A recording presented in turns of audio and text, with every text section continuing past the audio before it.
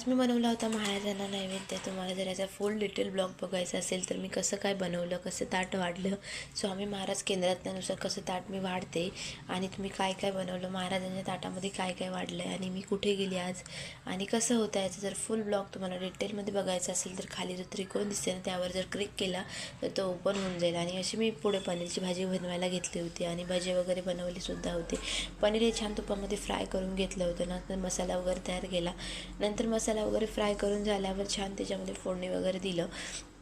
नंतर बाजूला लगेचच भजींचं भिजून घेतलं होतं. भजीसुद्धा तळून घेतले आणि अशा प्रकारे पनीर हे कोणतं होतं माहिती आहे का? साधं पनीर नव्हतं, जे सोयाबीनपासून बनवलेलं असते ना ते आणलं होतं अद्वैच्या पप्पांनी यावेळेस. आणि ते एवढं पौष्टिक असते ना, तुम्ही एकदा नक्की ट्राय करून बघा. त्याची चव तर एवढी छान लागत नाही पहिल्या पनीरसारखी, पण ठीकठाक असते. अशा प्रकारे छान भाजी वगैरे बनवली आणि स्वामी महाराजांना नैवेद्य घेतला. असा होता आमचा दिवस. चलो भेटूया नेक्स्ट ब्लॉगमध्ये. चलो बाय.